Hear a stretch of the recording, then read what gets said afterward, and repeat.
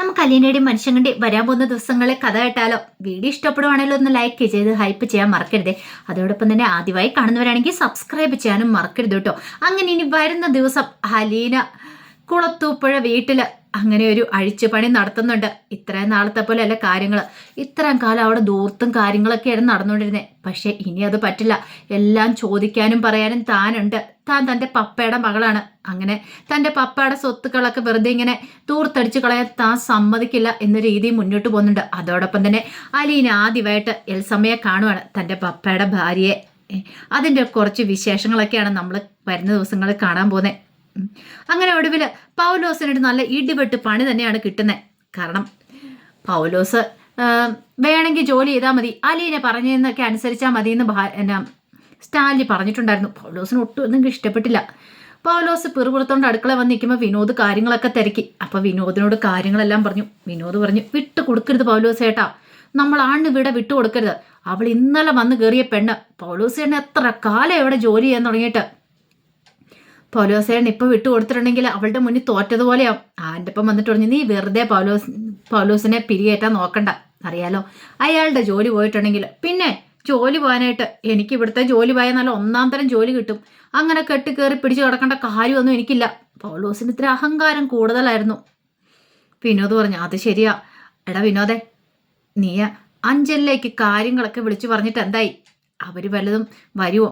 വരൂന്നേ. അവർ വരുമ്പോൾ ഒരു പടയായിരിക്കും ഇങ്ങോട്ടേക്ക് വരാൻ പോകുന്നേ. ഇവളെ ഇവിടുന്ന് കെട്ടിക്കുമെന്ന് പറഞ്ഞു. എത്രയും പെട്ടെന്ന് തന്നെ കെട്ടിച്ചാൽ മതിയായിരുന്നു. അല്ല സാധനം മേടിക്കാൻ പോകണമെന്നല്ലേ പറഞ്ഞ? മേടിക്കാൻ പോകണ്ടെന്ന് ചോദിച്ചു. പോകാന്ന് പറഞ്ഞു. അങ്ങനെ പൗലോസും വിനോദും ഒക്കെ സാധനം മേടിക്കാനായിട്ട് പോയി. അങ്ങനെ കുറച്ച് കഴിഞ്ഞപ്പോൾ കുറേ സാധനങ്ങളൊക്കെ വാങ്ങിച്ചുകൊണ്ട് വന്നു. അപ്പോഴേക്കും അലീന അടുക്കളയിലേക്ക് വന്നു. അലീന അടുക്കളയിലേക്ക് ചെന്ന് കഴിഞ്ഞപ്പോഴത്തേനും പൗലോസ് സാധനങ്ങളൊക്കെ എടുത്തു വെച്ചുകൊണ്ടിരിക്കുന്നുണ്ട്. ആ സമയത്ത് വിനോദിനോട് ചോദിച്ചു, അല്ല ഏട്ടാ, ഈ സാധനങ്ങളൊക്കെ ആഴ്ചയിലാണ് വാങ്ങിക്കുന്നത് അതോ മാസത്തിലാണോ? ആഴ്ച വാങ്ങിക്കും, ചിലപ്പോൾ 2 ദിവസം 3 ദിവസം കൂടുമ്പോൾ വാങ്ങിക്കും, തീരുന്നതനുസരിച്ച്. പലചരക്ക് സാധനങ്ങളൊക്കെ അത്ര പെട്ടെന്ന് തീർന്നു പോവാം, അതൊന്നും പറയാൻ പറ്റില്ല എന്ന് പറഞ്ഞു. അല്ല ഇതിനൊക്കെ അപ്പം പൈസ കൊടുത്താണോ വാങ്ങിക്കുന്നത്, എങ്ങനെയാന്ന് ചോദിച്ചു. അത് കേട്ടപ്പോൾ പൗലോസ് പറഞ്ഞു, അത് പറ്റുബുക്കാന്ന് പറഞ്ഞു. പറ്റുബുക്കോ? അതെ, പറ്റുബുക്കെ കുറിപ്പിക്കും, പിന്നീട് അതിൻ്റെ പൈസ കൊണ്ട കൊടുക്കണേന്ന് പറഞ്ഞു. അങ്ങനെ പറ്റുബുക്കൊന്ന് കാണിച്ചേ. അത് ഞങ്ങളുടെ കയ്യിലില്ല, കടക്കാരൻ്റെ കയ്യിലാന്ന് പറഞ്ഞു. അപ്പം ഇവിടെ പറ്റുബുക്കില്ലേ? ഇവിടെ കുറിപ്പിക്കുന്ന ബുക്കുണ്ടായിരുന്നു, അതെടുത്ത് കാണിച്ചു. അല്ല ഇന്നത്തെ കുറിപ്പിച്ചിട്ടില്ലോ എന്ന് പറഞ്ഞു. ഇന്ന് ബുക്ക് കൊണ്ടാൻ മറന്നുപോയി. അപ്പോൾ കഴിഞ്ഞ ദിവസം സാധനം മേടിച്ചായിരുന്നോ? മേടിച്ചു, എന്നിട്ട് അത് കാണുന്നില്ലല്ലോ. അതെല്ലാം കൂടെ ഒന്നിച്ച് കൊണ്ടാൽ കുറിപ്പിക്കും, ബുക്ക് എടുക്കാൻ മറന്നുപോയതാന്ന് പറഞ്ഞു. അപ്പോൾ ഇതൊക്കെ ഓർത്തിരിക്കുമോ എന്ന് ചോദിച്ചപ്പോൾ അതൊക്കെ ഞാൻ ഓർത്തിരിക്കുന്നുണ്ടെന്ന് പറഞ്ഞു.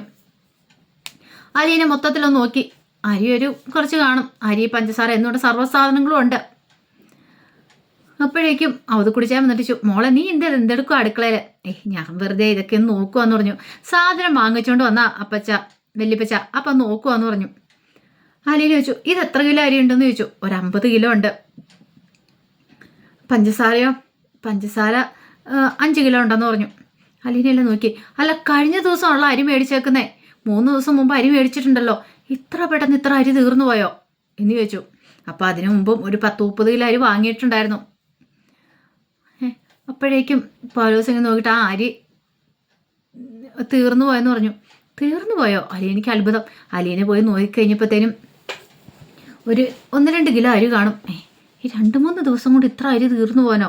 ഇതെന്താ പൗലോസ് ഏട്ടാ, ഇവിടെ ഇത്രമാത്രം ആഹാരം കഴിക്കുന്ന ആരാ ഉള്ളത്? ആകെപ്പാടെ നമ്മൾ ഇത്രയും പേരല്ലേ ഉള്ളൂ. പിന്നെ നായ്ക്കൾക്ക് വേറെ ഫുഡാണ് കൊടുക്കുന്നത്, അവർക്ക് അവരുടെ ഫുഡാണ് കൊടുക്കണേ, ചോറൊന്നും അല്ല കൊടുക്കണേ. പിന്നെ ഇതെങ്ങനെ? അലീനയ്ക്ക് സംശയമായി. അലീന പെട്ടെന്ന് തന്നെ പറഞ്ഞു, ഒരു കാര്യം ചെയ്യാം, ഇത് അരി കണ്ടിട്ട് എനിക്ക് അത്ര ഉണ്ടെന്ന് തോന്നില്ല, അത്ര അരി ഇല്ലയെന്ന് പറഞ്ഞു. പിന്നെ ഞാൻ ഈ പണി തുടങ്ങിയിട്ട് കുറേ നാളായി കൊച്ചെന്നൊക്കെ പൗലോസും പറഞ്ഞു. അപ്പോഴേക്കും അത് കുടിച്ചാണ് അലീന ചോദിച്ചു, അല്ല വല്യപ്പച്ചന് വണ്ടി ഓടിക്കാൻ അറിയാമല്ലോ ചോദിച്ചു. അറിയാം. അതെ പൗലോസേട്ടാ, ഈ സാധനങ്ങളൊക്കെ എടുത്ത് ജീപ്പയിലേക്ക് വെക്കാൻ പറഞ്ഞു. ജീപ്പയിലേക്ക് എന്തിനാ? അതെ, ഇത് മേടിച്ചെടുത്ത് തന്നെ കൊണ്ടുവന്ന് തൂക്കി നോക്കണം, എനിക്ക് സംശയമുണ്ട് അയാൾ പറ്റിച്ചിട്ടുണ്ടോയെന്ന്. അങ്ങനെ അങ്ങോട്ട് വെറുതെ വിട്ടിട്ട് കാര്യമില്ലോ. അലീന ഒന്നും അല്ലല്ലോ ഈ പണി തുടങ്ങിയിട്ട്. പൗലോസ് വിട്ടുപോയി. അപ്പോഴേക്കും വിനോദിനോട് പറഞ്ഞു, എടാ മോള് പറഞ്ഞു കേട്ടില്ലേ, 2 പേരും കൂടെ പെട്ടെന്ന് ചെയ്യാൻ പറഞ്ഞു. അങ്ങനെ 2 പേരും കൂടെ സാധനങ്ങളെല്ലാം വാങ്ങിച്ച സാധനങ്ങളുടെ അടുത്ത് വെച്ചു. അവത് കുടിച്ചാണ്ട് പറഞ്ഞു, ഇതേ വല്യപ്പച്ചനോട് കയറാൻ പറഞ്ഞു. ഞാനും കൂടെ വരാൻ മോളെന്ന് പറഞ്ഞു. വല്യപ്പച്ചന് ഭയങ്കര ഇൻട്രസ്റ്റായി. അങ്ങനെ കൊച്ചുമോളും വല്യപ്പച്ചനും പൗലോസിനെയും വിനോദിനെയും കൂട്ടി പോവുകയാണ് കടയിലേക്ക്. പലചരക്ക് കടയിൽ ചെന്നു. സാധനം തൂക്കി നോക്കിക്കഴിഞ്ഞപ്പം പറഞ്ഞതിൻ്റെ പകുതി സാധനമില്ല. അല്ല, പൗലോസേണല്ലേ പറഞ്ഞ 50 കിലോ അരി ഉണ്ടെന്ന്, ഇതത്ര ഇല്ലല്ലോ എന്ന് പറഞ്ഞു. കടക്കാരനോട് ചോദിച്ചു, നിങ്ങൾ എത്ര കിലോ കൊടുത്തു വിട്ടേ? ഞാൻ അത്രയും കൊടുത്തു വിട്ടായിരുന്നു പറഞ്ഞു. എന്നിട്ട് ഇത്ര ഇല്ലല്ലോ എന്ന് പറഞ്ഞു. അതെനിക്കറിയത്തില്ല, ചിലപ്പോൾ അവർ അവിടെ കൊണ്ടുവന്ന് മാറ്റി വെച്ചായിരിക്കും എന്ന് പറഞ്ഞു. അയാൾ അങ്ങോട്ട് സമ്മതിക്കുന്നുണ്ടായിരുന്നില്ല. എല്ലാ സാധനം, പഞ്ചസാരയുടെ എല്ലാത്തിൻ്റെ അളവ് അങ്ങനെയൊക്കെ തന്നെയായിരുന്നു. ഒടുവിൽ വില നോക്കിക്കഴിഞ്ഞപ്പോൾ അയാൾ ഇട്ടിരിക്കുന്ന വില ഭയങ്കര കൂടുതലാണ്. അലീനെ അപ്പുറത്ത് തൊട്ടടുത്തൊരു കടയിൽ പോയി വില നോക്കി. അത്രയും വിലയൊന്നുമില്ല. അലീനെ നേരെ തിരിച്ചൊന്ന് അയാളുടെ തട്ടിക്കറി. എന്താണെങ്കിലും നിങ്ങൾ ഈ കൊള്ള ലാഭം ഉണ്ടാക്കുന്നുണ്ടല്ലോ, നിങ്ങൾ എത്ര രൂപ അതിനകത്ത് തട്ടി മാറ്റുന്നതെന്നൊക്കെ വെച്ചാൽ അയാളോട് കുറേ ദേഷ്യപ്പെട്ടു. ഇനി മേലാൽ നിങ്ങളുടെ കടയിൽ നിന്ന് സാധനം ഇല്ല, മേടിക്കുന്നില്ല എന്ന് പറഞ്ഞു. പിന്നീട് ആ സാധനങ്ങളെല്ലാം തിരിച്ചെടുത്ത് വെപ്പിച്ചു. അങ്ങനെ അവധക്കുടിച്ചാനും കൂട്ടി വീട്ടിലേക്ക് വരുവാണ്. അവധക്കുടിച്ചാൻ പറഞ്ഞു, എന്നാലും എടാ, നീയൊക്കെ കൂടി ചെറിയ പണിയൊന്നും അല്ലോ ഇത്രയും കാലം കാഴ്ച വെച്ചോണ്ടിരുന്നേ. ഒടുവിൽ അലീനെ ചോദ്യം ചെയ്ത് കഴിഞ്ഞപ്പോഴത്തേനും ഉള്ള സത്യാവസ്ഥ മണി പോലെ പറയേണ്ടതായിട്ട് വന്നു. മാസം ഇത്ര അവർ ആ വകുപ്പിൽ വരുമാനം ഉണ്ടാക്കുന്നുണ്ടായിരുന്നു, 10-15,000 രൂപ. അത് വീതിച്ചെടുക്കുമായിരുന്നു ചെയ്യുന്നത്, ബൈജുവും പൗലൂസും എല്ലാവരും കൂടെ ചേർന്നിട്ട്. അപ്പോൾ ആൻ്റപ്പൻ അറിയാമെങ്കിലും ആൻ്റപ്പൻ അത് കണ്ണടച്ച് വിടുക ചെയ്തുകൊണ്ടിരുന്നേ. ഒടുവിൽ ആൻ്റപ്പനെ അലീനെ കുറേ ചീത്ത പറഞ്ഞു. പൗലോസിനോടൊക്കെ പറഞ്ഞു, ഇപ്പോൾ തൽക്കാലത്തേക്ക് ഞാനൊന്നും പറയണില്ല, പപ്പയോട് പറയണില്ല, പക്ഷേ ഇനി ഇത് ആവർത്തിച്ചിട്ടുണ്ടെങ്കിൽ ഇവിടെ നിൽക്കില്ല എന്ന് പറഞ്ഞു. പൗലോസിന് ഇതിൽ പരം ഒരു നാണക്കേടില്ല. ഒടുവിൽ പൗലോസ് വീട്ടിൽ പോകാന്നൊക്കെ പറഞ്ഞുകൊണ്ട് പൊടിയും തട്ടിപ്പോയി. വേറെ എന്ത് ചെയ്യാൻ പറ്റും, ഗത്യന്തരം ഉണ്ടായിരുന്നില്ല. ഇവിടെ നിന്നിട്ടുണ്ടെങ്കിൽ കേണൽ സാബ് തന്നെ പിടികൂടുവോ എന്നൊക്കെയൊരു ചിന്തയുണ്ടായിരുന്നു. പിന്നീട് അലീന പതിവ് പോലെ തന്നെ ജോലികൾ തുടരുവാണ്. അപ്പം അലീനയ്ക്ക് ചെയ്യാനുള്ള പണികൾ അടുക്കളയിൽ ഉണ്ടായിരുന്നുള്ളൂ. അലീന നല്ല ഭംഗിക്ക് സ്റ്റാൻലിക്കുള്ള ഫുഡ് ഒക്കെ ഉണ്ടാക്കി. വല്യപ്പച്ചനാണ് ഭയങ്കര സന്തോഷമായിരുന്നു. അലീന ഫുഡൊക്കെ ഉണ്ടാക്കിയപ്പോൾ നല്ല രുചിയോടെയുള്ള ഫുഡൊക്കെ ആയിരുന്നു. വല്യപ്പച്ചൻ പറഞ്ഞു, ഇത് കുറച്ച് നേരത്തെ ചെയ്യേണ്ടതായിരുന്നു പറഞ്ഞു. അങ്ങനെ പിറ്റേ ദിവസമായി കഴിഞ്ഞപ്പോഴത്തേനും അഞ്ജലിയിൽ നിന്നൊരു പട തന്നെ അങ്ങോട്ട് ഇറങ്ങി വരുവാണ്. റീത്താമ്മയുടെ ആങ്ങളമാരും എൽസമ്മയും മക്കളും എല്ലാവരും കൂടെ അങ്ങോട്ട് വന്നു. അത് കുടിച്ചാനാണ് വന്ന് പറയുന്നത്, മോളെ നീ മുറിയിൽ നിന്ന് പുറത്തിറങ്ങണ്ട, അഞ്ജലിയിലുള്ളവർ വന്നിട്ടുണ്ടെന്ന്. അതെന്താ വല്യപ്പച്ച, നിന്നെ ഇവിടുന്ന് പറഞ്ഞു വിടാനാന്ന് തോന്നിയെന്ന് പറഞ്ഞു. രാഷ്ട്രീയക്കാരെയും പള്ളിയിലച്ഛനും എല്ലാം കൂട്ടിക്കൊണ്ടുള്ള വരവാണ്. 3-4 കാറിലായിട്ടാണ് അവരെല്ലാവരും കൂടെ വന്നത്. അങ്ങനെ അവർ സ്റ്റാലിൻ്റെ അടുത്തേക്ക് വന്നു. സ്റ്റാലി അവരുടെ മുന്നിൽ തോറ്റു കൊടുക്കുമോ? സ്റ്റാലി പട്ടാളക്കാരനല്ലേ. സ്റ്റാലി അവരുടെ മുന്നിൽ നെഞ്ചു വീച്ചിരുന്നു. അങ്ങനെ എല്ലാവരും കൂടെ ഹാളിലേക്ക് വന്നു. എൽസമ്മയും മക്കളും ഒക്കെ ഉണ്ടായിരുന്നു. അപ്പം അലീനയ്ക്ക് എൽസമ്മയെ കാണുന്നത് ഭയങ്കര ആഗ്രഹം ഉണ്ടായിരുന്നു. കുറച്ച് കഴിഞ്ഞപ്പോഴത്തേനും റീത്തമ്മ എൽസമ്മയും വിളിച്ചുകൊണ്ട് അലീനയുടെ മുറി കാണിച്ചു കൊടുത്തു.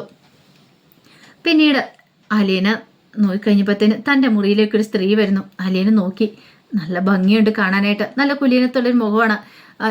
ചെറുപ്പത്തിൽ ഇവർ നല്ല സുന്ദരിയായിരുന്നു തോന്നേ. ഒരു പക്ഷെ തൻ്റെ പപ്പ കല്യാണം കഴിക്കണ സമയത്ത് നല്ല സുന്ദരിയായിരിക്കാം, പക്ഷെ ഇപ്പം പ്രായത്തിൻ്റെ ഇതുകൊണ്ടായിരിക്കും വല്ലാതെ ഇരിക്കുന്നൊക്കെ ഉണ്ട്.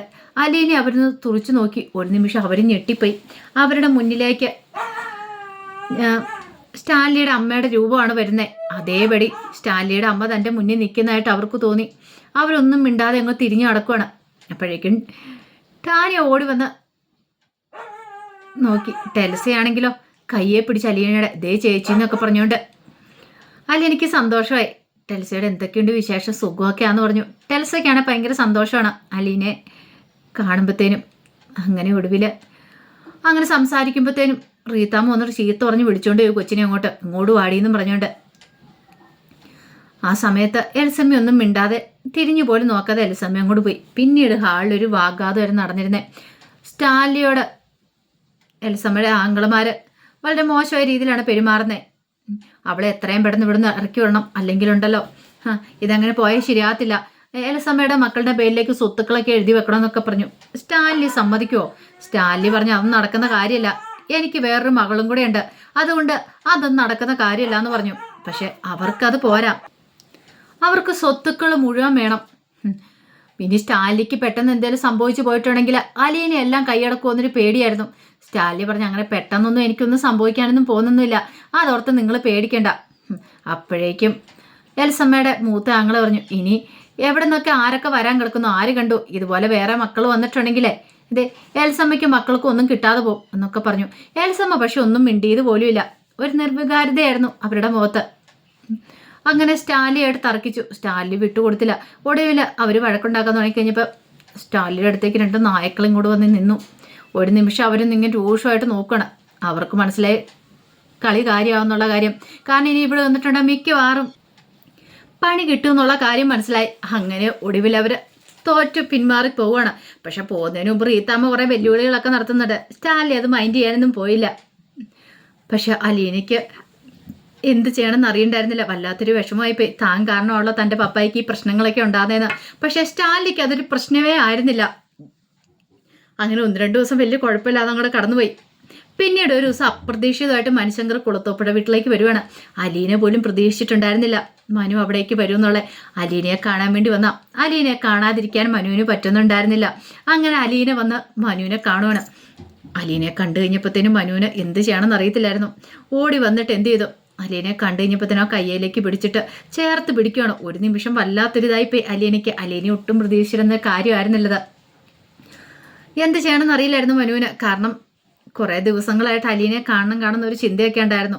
വല്ലാത്തൊരു സർപ്രൈസ് തന്നെയായിരുന്നു അലീനയ്ക്കത്, മനുവിൻ്റെ വരവ്. അപ്പോൾ അതിൻ്റെ കഥകളൊക്കെയാണ് നമ്മൾ കാണാൻ പോകുന്നത്. അതുപോലെ തന്നെ വൈജയ്ക്ക് നല്ല ഇടിവെട്ടി പണി കൊടുക്കുന്നുണ്ട് കുട്ടികൾ. ഇത്രയും നാളത്തെ പോലെയല്ല. കാരണം അലീന വന്ന് പോയതിന് ശേഷം കുട്ടികളെക്കാണെങ്കിലും വൈജയന്തിയോട് നല്ല ദേഷ്യമുണ്ട്. വൈജയന്തിയുടെ ഓരോ കാര്യങ്ങളൊക്കെ കണ്ടു കഴിയുമ്പോൾ വൈജയന്തിയെ കൊണ്ട് തന്നെ ജോലിക്കാർ വീട്ടിൽ ഇരിക്കുന്ന സമയത്ത് എല്ലാ ജോലികളും ചെയ്യിക്കുന്നുണ്ട്. കുട്ടികൾ നല്ല മര്യാദയ്ക്ക് ജോലി ചെയ്തുകൊണ്ടിരുന്ന വീട്ടിൽ. അപ്പോൾ വൈജയന്തിയാണോ നിങ്ങൾ പഠിച്ചാൽ മതി ജോലിയൊക്കെ ചെയ്യേണ്ടെന്ന് പറഞ്ഞുകൊണ്ട് അവരെ മാറ്റിയത്. പക്ഷേ ജോലിക്കാർ പോലും ഇല്ലാതിരുന്ന സമയത്ത് വൈജയന്തിയെ കൊണ്ട് അടുക്കളയിലിട്ട് എണ്ണാറ വരപ്പിക്കുന്നുണ്ട് കുട്ടികൾ. അപ്പോൾ അതിൻ്റെ കഥകൾക്കായി നമുക്ക് എല്ലാവർക്കും കാത്തിരിക്കാം കേട്ടോ. ഒരിക്കൽ കൂടി എല്ലാവർക്കും ശുഭദിനം നേർന്നുകൊണ്ട് നിർത്തുന്നു. നന്ദി.